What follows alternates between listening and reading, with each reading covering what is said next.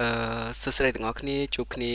សារឡើងវិញជាមួយខ្ញុំម្ដងទៀតទាក់ទងជាមួយនឹងការប្រើប្រាស់ AI ដើម្បីបង្កើតទៅជា quiz ចឹងនៅពេលដែលយើងធ្វើការ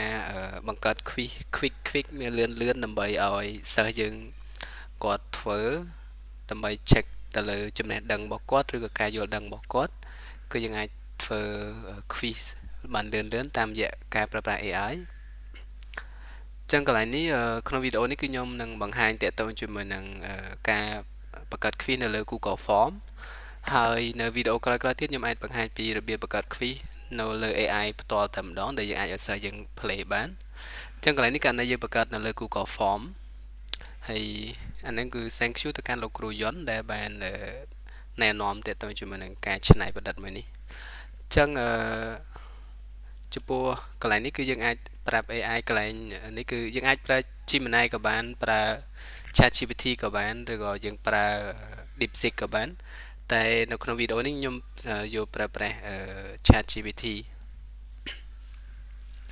អញ្ចឹងយើងចូល chatgpt.com ទៅហើយយើង sign in ទៅយើងអាចប្រើប្រាស់បានទេអញ្ចឹងកន្លែងនេះខ្ញុំឲ្យបង្កើត create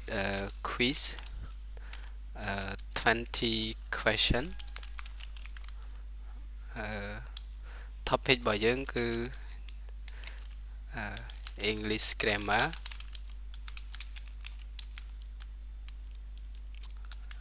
ចឹងជាកន្លែងនេះ specific topic របស់យើងហ្មងទៅឧទាហរណ៍កន្លែងខ្ញុំធ្វើអង់គ្លេសយើងអាចធ្វើ IT ឬក៏ធ្វើ subject ផ្សេងបានចឹងកន្លែងខ្ញុំធ្វើភាសាអង់គ្លេសតើតើជាមួយនឹង past simple ឬក៏ present simple អីចឹងទៅ whatever ចឹងកន្លែងនេះគឺ create app script for Google Form ហើយខ្ញុំត្រូវការឲ្យសំណួររបស់ខ្ញុំហ្នឹងគឺ set 2 point each question ហើយសំណួររបស់ខ្ញុំគឺ all question require មានន័យខ្ញុំឲ្យសំណួររបស់ខ្ញុំគឺ require ទាំងអស់កូនសិស្សត្រូវតែបញ្ចូលហើយខ្ញុំឲ្យមាន student name មួយទៀតចាអូខេ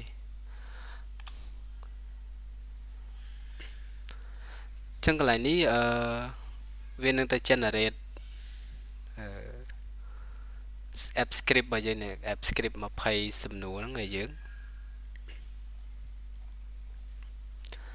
ចឹងយើងទៅធ្វើការតាមការណែនាំទៅគឺ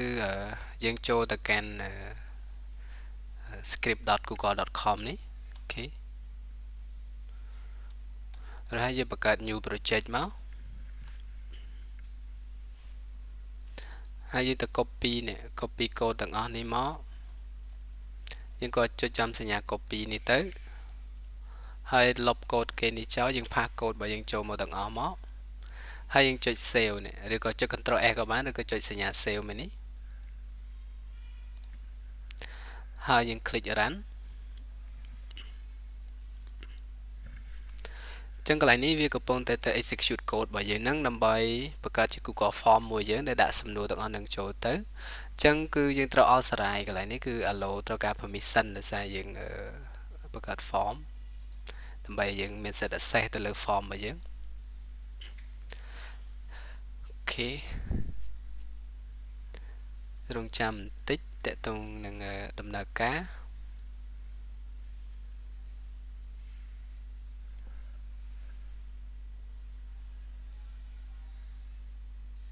អូខេអញ្ចឹងនៅពេលនេះគឺបានដើរចប់ហើយអញ្ចឹងយើងអាច copy link មួយនេះគឺ link Google របស់យើង Google Form យើងយកទៅផាសនៅលើbrowser ទៅគឺយើងឃើញសំណួររបស់យើងគឺអានេះគឺ topic របស់យើងចង់កែក៏បានហើយកន្លែងនេះគឺកន្លែងបញ្ចូលឈ្មោះសិស្សសំណួរទាំងអស់យើងឃើញ set ចម្លើយរួចហើយមាន2បន្ទុកសំណួរទាំងអស់គឺមាន2បន្ទុកទាំងអស់ដោយសារយើងបាន set ហើយរាល់សំណួរទាំងអស់គឺ require អូខេចឹងយើងឃើញមាន20សំណួរចឹងពេលយើងចង់ឲ្យសិស្សយើងធ្វើយើងអាចចុច public ហើយ copy link នេះយកទៅឲ្យសិស្សយើងប្រើទៅគឺយើងផ្ញើឲ្យគាត់ទៅទៅពេលគាត់ access ទៅគឺគាត់ឃើញបែបនេះអញ្ចឹងគាត់អាចធ្វើសំណួរ quiz នឹងបានហើយអូខេអញ្ចឹងមួយទៀតគឺដើម្បីឲ្យគ្រប់ជ្រុងជ្រោយគឺខ្ញុំសូម add មានន័យថាយើង add header របស់ form មួយទៀតដែលយើងអាចប្រើ Canva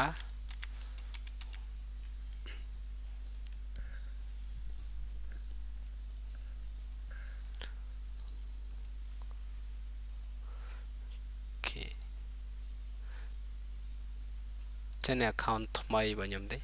ចឹងយើងចូលក្នុង Canva ទៅដើម្បីdesign Google Form header ខាងនេះដើម្បីមើលទៅស្អាតមុនឲ្យសិស្សយើងធ្វើចឹងណាចឹងកន្លែងនេះខ្ញុំ search Google Form header អីចឹងទៅចឹងវានឹងមាន style ផ្សេងនេះដែលយើងអាចយកទៅប្រើប្រាស់បានចឹងចំពោះ account free គឺយើងមើលកន្លែងបើសិនជាអត់មានសញ្ញានេះទេសញ្ញានេះគឺ premium ចឹងយើងអាចកែបានទៅតើយើង pay លុយចឹងយើងមើលអាណាដែលថាអត់មានសញ្ញាហ្នឹងគឺយើងអាចប្រើប្រាស់បាននេះចឹងឧទាហរណ៍កន្លែងនេះខ្ញុំscroll ទៅយកមួយយើងមើលតែមួយណាដែលស្អាតដែលយើងពេញចិត្តមកថាខ្ញុំយកមួយនេះចុះចឹងយើងឃើញនេះគឺ free ទេយើងអាច custom បានចឹងយើងចង់បដូរពណ៌ឬយើងចង់ទៅសេអក្សរថ្មី change whatever ចឹងឧទាហរណ៍ខ្ញុំបដូរពណ៌រូបនេះចឹងខ្ញុំបដូរពីពណ៌លឿងទៅជាពណ៌បែបនេះហើយចឹងទៅអូខេ whatever ហើយកន្លែងនេះខ្ញុំ change ទៅជាEnglish grammar quiz អីចឹងទៅអូខេចឹងអាហ្នឹងគឺបើយើងគិតថាស្អាតហើយយើង download យកទៅជា PNG ជា PDF whatever តែកន្លែងនេះយើងត្រូវការជា image ខ្ញុំ download ជា PNG ធម្មតាយើងចង់ទៅសេឈ្មោះ file យើងអាចទៅសេកន្លែងនេះបានអូខេករណីនេះខ្ញុំបាន download ចប់ហើយអញ្ចឹងខ្ញុំយកមកដាក់នៅលើ Google Form របស់យើងចូលកន្លែង header កន្លែងសញ្ញាមួយនេះតើតើមួយនឹង sim choose image យើងមក upload ហើយយើងទៅយកពី download នេះយកមកតម្លាក់ចូលមក and done អូខេចឹងពេលនេះយើងឃើញ Google Form របស់យើងគឺវាមក completely តែតាមអ្វីដែលយើងត្រូវការគឺមាន style មានអីត្រឹមត្រូវចឹងណាចឹងយើងអាចមក refresh កន្លែងដែលយើង save ប្រព័ន្ធសិស្សយើងគាត់ចូលមកគាត់ឃើញមាន title ពីលើវាមើលទៅស្អាតអីចឹងទៅចឹងនៅក្នុងវីដេអូមួយនេះខ្ញុំមានតែប៉ុណ្្នឹងឯងសង្ឃឹមតែអ្នកនរគ្នានឹងទទួលបានអីថ្មីជាពិសេសលោកគ្រូអ្នកគ្រូនៅតាមសាលារៀនដែលគាត់ត្រូវការបង្កើត quiz លឿនដើម្បីឲ្យសិស្សធ្វើសាកល្បងនៅក្នុង Google Form គាត់អាចធ្វើតាមរបៀបហ្នឹងបានដោយប្រើប្រាស់ AI ដើម្បីជំនួយអញ្ចឹងខ្ញុំមានតែប៉ុណ្្នឹងសូមអរគុណជម្រាបលា